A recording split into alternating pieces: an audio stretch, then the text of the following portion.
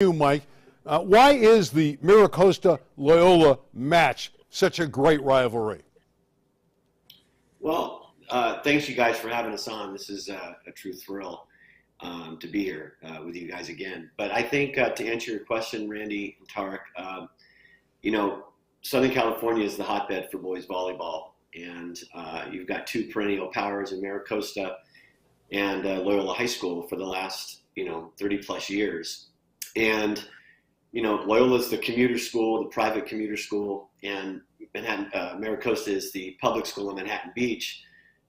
So we get a lot of those kids from Manhattan Beach. So to be honest with you, I think it's bragging rights for the weekend or for the year, if you will, down in Manhattan Beach for some of these kids that are coming to Loyola from Manhattan Beach.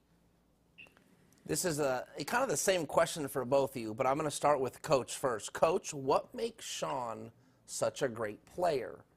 And then, Sean, I want you to follow up, and I want you to explain why you think you're such a great player.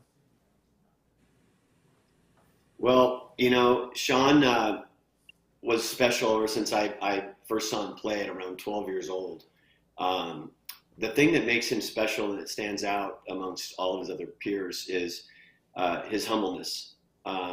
He's matured into a pretty incredible leader this year. He's played varsity in the last 2 years and was the underclassman. And as a junior this year, he's really stepped up that leadership role. But the part about him that I enjoyed the most is his humbleness. He won't tell you this, but I will. He's the top player in the country in his class by far. And if you were to ask him that, he'd probably smile and laugh. And he said, "I'm just doing what I'm supposed to be doing." So, it's more than volleyball with him, as far as his what makes him a great player. Perfect. So this is a good opportunity for Sean to grow a little bit. Okay, Sean, you got to tell us what makes you so good, man. What are you so confident in when you're on the playing surface there? Thank you. And I'd say I'm a good player and all, but there's always room to get better. And I think I'd say for sure I'm coachable and just easy. I'd say I just focus on playing well with my teammates and try to create a good culture with whoever I'm playing with. That's really my main goal, and I feel like that helps accelerate everyone's playing, including my own. Mike, you've been around this a long time, and you accumulate so many championships. You and I had a little bit of a paper trail, and you corrected me that I didn't even have enough championships for you. I've lost track. So that gets to the point. What are the expectation levels for you now? Is it CIF Open Division Championship or Division I Championship, state regionals? What is the expectation? If you don't win a title, is it a bad year? I don't think so. I think every year the bullseye's on our back, just with the success that we've had, the last 15, 20 years in the boys volleyball scene. Our expectation every year is to A, win league, and then B, win a CIF championship, and then C, get to that state regional and win that. We've been able to do that twice, where we've won both a CIF and a state regional together. And so that's our goal every year. Every year you get a new crop of kids, and so it's just rebuilding.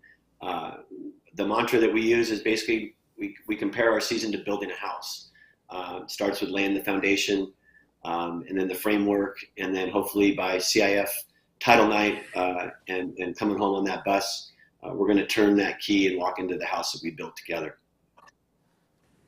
Sean, if you're playing outside hitter, my guess is you get up pretty good, man. You've probably got some boosties. But I want to talk a little bit about what else you do well, man. I mean, so you're killing the ball, but talk about, your passing and talk about your serving. What are some other aspects of the game that you enjoy the most? I really enjoy passing because it really makes me focus day in and day out. You can always get better at passing. I'd say everyone would agree on that. There's always room to improve passing. And I really try to pride myself on being as good of a passer as I can be. Along with serving, there's always room to improve with serving. You can get a faster serve, more controlled serve. And you can always really just work on your game, every single part. Hitting as well. There's always room to get better there. We always strive for perfection in life, and we never really can achieve it. Although Sean Kelly last year in a match had 19 kills and no hitting errors. That's hard to imagine. I think that's like an .850 hitting percentage. in volleyball vernacular, he hit a couple shots that might have been returned, but he had no errors. And 19 putaways is sensational. So, Sean, when you have a match like that, do you feel like you've almost achieved perfection? No, definitely not, because there's always the next game, and it always seems to be that the next game you hit much, much worse, and it's really just a big letdown. So really, you just want to do your best to continue that over a long period of time. That's it. Well, that was against Newport Harbor, and that gets to the point that the second-ranked team, and we're going to see the poll after you guys leave us, they're ranked number 2, and you beat them already, Coach. So that makes you feel good. You have a win over Newport Harbor, but that's not a guarantee. So there's other great teams out there. There's some equality at the highest level in the CIF Southern section, isn't there? Oh, 100%. I think I think there's 6 to 7 teams that can win the CIF this year. We caught Newport on a really good night for us and played pretty well. We'll talk about last year. We did the same thing. Went down to their place and beat them in 3, and then they turned around and got us in the CIF finals and the state regional finals. So, we're aware of that. And, after that win, we all talked and we were very excited and celebrated for 15, 20 minutes, and then it was on to the next one, right? We had to play the following Tuesday, and we prepared ourselves for that. So we know how important those wins are. We don't think about them for a long time because we've got to move on and get ready for our next match. But it was a great win against a really, really good team. And, I'm sure we'll see them again down the road in the playoffs at some point. Coach, for anybody that's watching, can you explain my last question for you is just kind of about the fundamentals of volleyball, right? Like the foundational skills of volleyball. For anyone that's like, man, I want to be a good volleyball player. If a young kid walked in your gym and they asked you, what do I need to do to be a good volleyball player? Where do I need to start, Coach? What would you tell them? Well, wait a minute. There's been enough Boehles that he's tutored his kids who are pretty good volleyball players. So that question is perfect for Mike Boehle. Where did you start with them then? I'll be honest. I'll even go farther back with when I was a child and my dad, with us and played with us at the beach when he was playing. But I started out with my kids with believe it or not, a broomstick along in between the 2 beds and balloons. We play volleyball matches with a balloon, so the feel of what it was like to keep the ball up in the air. They got competitive at a pretty early age, and I'll be honest, I was always they were always Loyola and I was Maricosta, I think, because it riled them. And at an early age, they knew that the rivalry between Loyola and Maricosta was real. And but that's how they started. And then eventually we grew to putting a court in the backyard and putting the net at about 4.5, 5 feet. And the one thing that all my kids have had, and it's something that I stress, and I think Sean will attest to it, is if you can pass, which is a skill in itself, you can do a lot of different things. You're not going to come off the court if you're a very good passer. And so that's the first fundamental, is to learn to pass. All the other things, it's a technique, right? You've got to learn how to take the proper, it's footwork, it's arm swing, setting is a skill. So I had a really funny story, if you guys don't mind. We had Dick Buckus, who you guys all know is one of the top linebackers to ever play the game of football. His grandsons played. And I'll never forget sitting at Loyola Marymount when his grandson was a freshman, and he was sitting there, and I walked over and I sat next to him and I said, hey, Dick, I said, what do you think so far? And he said, I only knew about volleyball back in Chicago, and it was a girls' sport. And that's all he said to me. And after that match, he watched our varsity play, and I walked up to him afterwards, and he said, Coach, this is a pretty fun sport. And his grandson, Ian, ended up getting a scholarship to UCLA, and played for 4 years at UCLA under John Speraw. So it was pretty neat. But, that was just a small little tidbit of, people that need to understand that this is a very, very tough sport to play. You can't just come out and pick it up. It's a skill, and kids are starting to learn it at a really early age. You'll see kids going to the beach. They have tournaments, and club is starting so early now. I have a club, MB Surf Volleyball Club in Manhattan Beach, and we have kids that are 8 years old that are already starting. So, I think that would probably be my, if you want to start playing, I think you start small, and it's getting the ball and hitting up against the wall, So that's how my boys started, and they loved it, and it turned out to be okay for all my kids there. You mentioned girls and volleyball. That makes me think about someone on this show has sisters who played volleyball, I think. Oh, that's Sean Kelly. So your older sisters played. How much of an influence were your sisters on you becoming a volleyball player, Sean? I were pretty big against, considering every single weekend and just about every day they were gone due to having practice or having a tournament, all of the above, really. And I'd go and watch them all the time. I'd play with them in the house when I was younger. Before I really started playing, like I'd pepper, just bump the ball back and forth and whatnot. So I'd say they really influenced me because I looked up to them a lot, especially as a kid as well. Well, now everybody's looking up to you, especially since you're 6'7", and you're hitting over them. So that's what's going to happen. And again, Sean's only a junior. He's played some international volleyball. I know there's a friend of yours that's playing, maybe more than one, on the other side tomorrow night at Miracosta in Tread Rosenthal. He's their 6'8" setter. He's a good friend of yours. Is that aura that he had on the football field? He was a great guy when I knew him. Mike, you take care. Best of luck tomorrow night. I know you guys will have a great season. Sean, continued growth in the volleyball world. I know you'll make an impact both locally and internationally down the road. Thank you very much. Thanks, you guys. Yeah, I really appreciate it. You got it. You guys, Sean, go to bed, get some sleep. Get some sleep, Sean. Make sure Sean's rested. That is, I don't know how many of those matches you've been to. I've been to a couple Miracosta matches with Loyola. Usually the gym's full. They're at Loyola Marymount tomorrow, so that's probably a 5,000-seat arena. I don't know that they'll fill that, but they'll probably get 3, maybe 4,000, maybe 5. Who knows? It is an event. Let me tell you, because you got all D1 guys. It's like watching a college match. Yeah, that's fantastic. I love that, Coach. I love how Coach talked about how passing is kind of that foundational. It kind of reminded me like in basketball, if you can play defense and you don't turn the ball over, you can kind of play. You're not going to get taken off the floor. Right. And I just like that the passing is kind of the equivalent to that, it sounded like. All right, let's look at our Pacific Surfliner boys volleyball top 10. We kind of promoted it for you.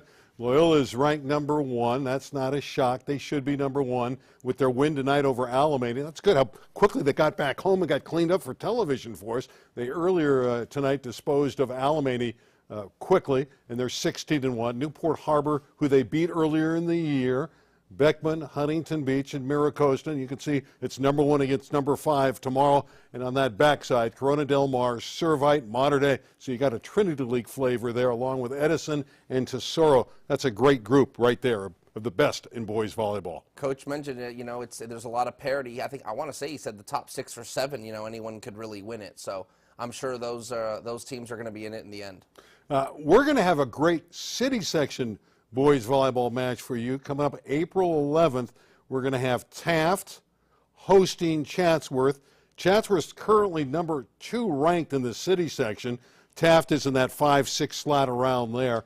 They played earlier this year and it went 5 sets. Chatsworth won at home.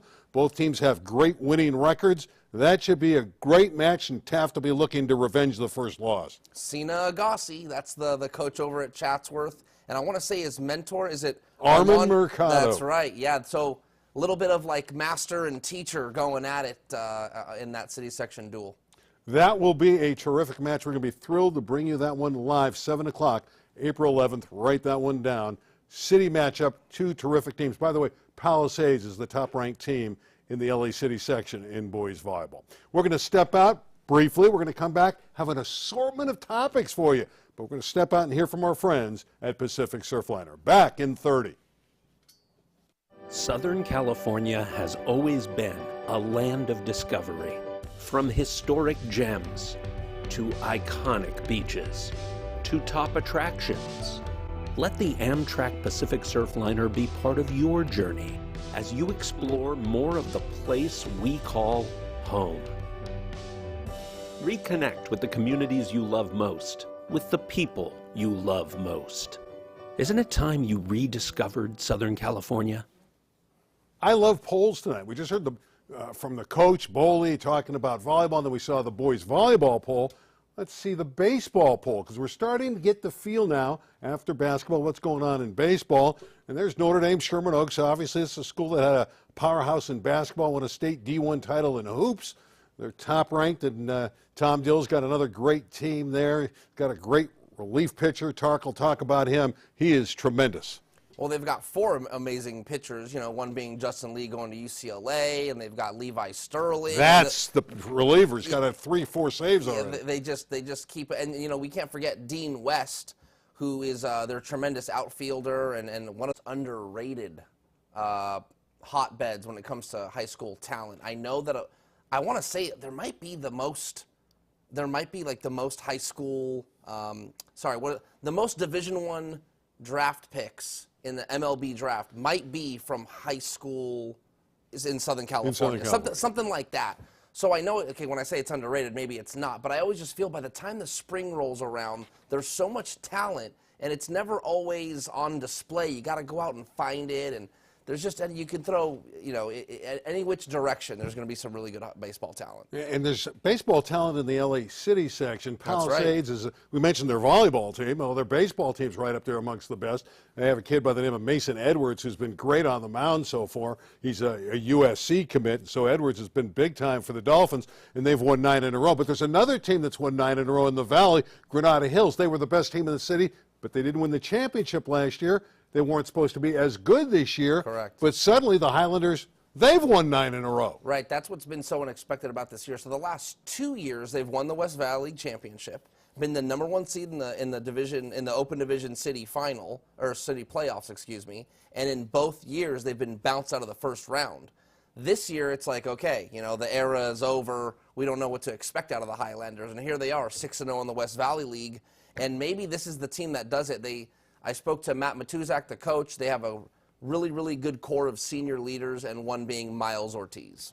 We can't get away from basketball. We did a wrap-up show on basketball last week, and then there was the McDonald's All-American game, and we got to talk about the boys and girls McDonald's All-American games. So let's start with the boys. The West assembled a very good team. Jared McCain, Bronny James from Southern California. They fell a little bit short in the contest. They lost, but Bronny James scored 15 points, hit 5 threes, and really proved to a lot of people that he's as good as advertised. He played with the other All-Americans and performed well. Yeah, I don't know how much he proved, so to speak. Oh, but, come on, he had 15 points. It's an exhibition. Look, I've always said Bronny James is a capable player. He's a Division I level player, a high major player. There's no question. I don't think he was deserving of the All-American game. If Randy, you've been around long enough. When you see McDonald's All-Americans take the floor, they can dominate the game. And I just haven't seen that out of Bronny in his tenure in high school. That doesn't mean he's not good, but I'm not exactly sure he deserved to be in that game. Nevertheless, he was in it, and he had some great clips. What I'll say about Bronny James's game is this. I think it translates at every level. He's not the kind of guy that's going to score 20 or 30 points a night. That's just not his game. But he's a streaky, good shooter. And what I love, he's an elite defender, an on-ball defender. Defense travels at every level. So he can play college defense, and down the road, he can play NBA defense. He's unselfish. He makes great passes. He's a good teammate. Those are all good things that are going to make him a high-level player. I don't disagree with anything you just said. It's always a shame to me. LeBron has this master plan to play with Bronny. Sure. And I do think Bronny has the capability to get to the NBA on his own merit. That's the bone I have to pick with this whole thing is Bronny is good enough, and he can get to the NBA on his own merit. But Dad has a plan, so it's expediting everything. And they want to claim him that he's like some one-and-done player. I just don't see that. But you give Bronny 2 or 3 years in college, that's a different story. Now he is the NBA guy, so we'll see. We still don't know where he's going to go. The one thing I don't like is the fact that they didn't let him be interviewed by the local media. I think they could have. What I would have liked to have seen, I don't really care that he wasn't interviewed during the season, but they had a preseason the media day. A media day, and I think that's an opportunity that he could have got in front of all the media and said a few things about his senior year, but they didn't do it. But other than that, I think Bronny's had a really good year. He was a senior that developed and led his team to a good season. although by Sierra Canyon standards, they came up a little bit short. Correct. Anyway, let's move on to the girls' All-American game at the McDonald's. And that means Juju time. Watkins, there she is. She was the West MVP, 25 points, 5 rebounds, 5 assists. Yeah, Juju Watkins. We just showed a clip of her missing a rare layup. But, yeah, you know, we talk about a dominating player. Look, playing defense and scoring on the other end. This is a player that, you know, is so dynamic. She not only, you know, Melissa Hurley, head coach at Harvard Westlake, has been around high school basketball for like 40 years. She says the only girl she could even think about comparing Juju Watkins to, Cheryl Miller. Because of just, not only was she good, but the size. She's 6'2" and has guard skills and can shoot a 3. She said, you know, 20 years ago, 15 years ago, if you're 6'2", you're a post in the girls' game. But nope, not Juju Watkins. And so I think she's the face of the WNBA in about 4 years. Yeah, and she has an insatiable appetite to get better. That's what I like. She's a great girl. She's very easy to talk with. She just wants to get better. So does UCLA in boys, now men's basketball. They came up a little bit short, and that's why we have Tarek back at studio, I think, because he's been traveling along with the Bruins.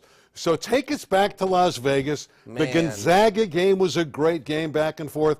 Local fellow from Sierra Canyon, Amari Bailey, hits the huge shot to give him the lead. I mean, we got video. I was on the floor, and if we can roll the Amari Bailey shot, yeah, I tell you what, man, it was unbelievable. UCLA had erased an 8-point deficit with 1 minute and 5 seconds to go. This is the play. So UCLA is, you know, doomsday, and Amari Bailey hits this 3 to go up 1 with 12 seconds to go. They were down 8. Amari Bailey hits this 3. They're up 1, 12 seconds to go, and then Julian Strother comes down, Villanova play. We all know the shot. He comes behind, drop off. It's a 32-foot shot, and it sends the Bruins home. You know, I saw Julian because he played at the Damien That's Classic. Right. In fact, the game, I did a TV game from the Damien Classic he played in. His team, Liberty, lost at the Damien, but he scored the team's final 21 points. He can score and he can shoot. So not a shock that he hit it from that range, but really devastating for the Bruins. But my question to you, Amari Bailey, is he going to be one and done? I think before the Pac-12 tournament, I'd say Amari Bailey was probably going to come back. But as you know, the NCAA March Madness, basically, from conference tournament to national tournament, you can play your way into being a first-round draft pick, a lottery pick. So I think the NBA waters are a little warmer for someone like Amari Bailey, who averaged 17 points a game his last 6 games, for UCLA, which is a huge uptick. I think he ended up averaging about 11 or 12 a game. So to average nearly 20 points a game at the college level, at the highest stage, is going to garner him some attention. Quick word on a former Camarillo star, Jaime man. Jaquez, who today won the Lute Olson Award as the National Player of the Year for UCLA. What an outstanding story he is. I mean, if you would have told me, all right, Jaime Jaquez from Camarillo High is going to be the best player on UCLA for X amount of years, they're going to go to the Final Four and 2 Sweet 16s, I would have looked at you like you had a third eye. Like, who? Not Jaime Jaquez. And you know what? He got better. He developed a better jump shot. He became a better defender and one heck of a leader. And you know what, man? Probably one of the best human beings you might ever cover. Just such a nice guy and a true pro all the way through. He's going to the NBA. What he's going to be in the NBA, Randy, we don't know. But I think he'll be a great role player that'll impact a winning franchise. I saw him at Camarillo. I thought he was really good. Again, when you talk about Strother and Jaquez and Amari Bailey, you see him in high school, you know they're going to be very good. You just don't know how good they're going to be. Exactly. We don't know how good the Cal State Northridge basketball program is going to be either. Oh, and what a transition. Trent Johnson is the latest coach to go bye-bye. Oh, man. And it opens it up. And what makes it local for high school is Andre Chevalier of Sierra Canyon was a Hall of Fame point guard for the Matadors. Is Andre Chevalier going to leave and go there? Are they going to want him? Is Dave Rabibo of Harvard Westlake the guy? Who knows? That's what makes it's okay. So if you give me 30 seconds here, so you have a minute and a half. Okay, so Bobby Braswell was there for 17 years. Right. Took him to the national tournament. It's like the best CSUN's ever been. Okay, he leaves. They bring in Reggie Theus. Big name, NBA. They're horrible. No connection. Total disconnect. It's like not even knowing the room. He gets fired. They bring in Mark Gottfried from NC State. The guy was under FBI investigation. He only lasted 2 years. He was out of there. So then they bring in Trent Johnson, another big name. TCU, LSU, Nevada, Stanford. Huge programs.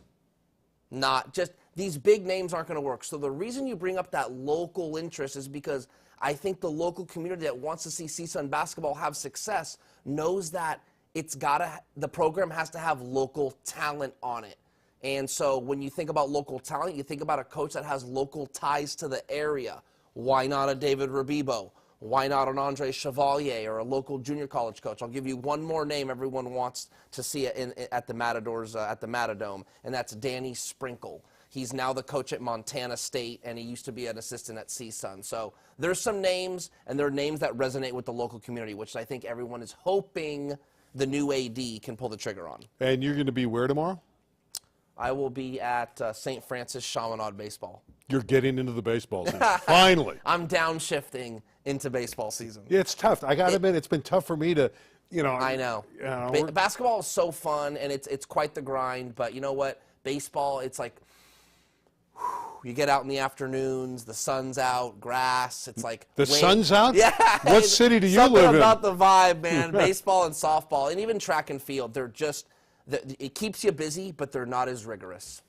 Well, Larry's rigorous. He wants us to get off the air because we've been on for a half an hour. Okay, we hope you've enjoyed it. We want to thank the guys at Loyola, Mike Boehle and Sean Kelly. Give us a little preview, a little insight into the big volleyball match tomorrow as Loyola plays Miracosta. Tarek, thanks a lot. Great job as always. We're going to be back next Thursday live at 9 o'clock. We'll have a little bit more baseball for you. We're getting into baseball. Hey, it was opening day in the majors today as well. So for Tarek, I'm Randy. So long for now. We'll see you next week right here on LA 36 SoCal Prep Report. Good night, everybody.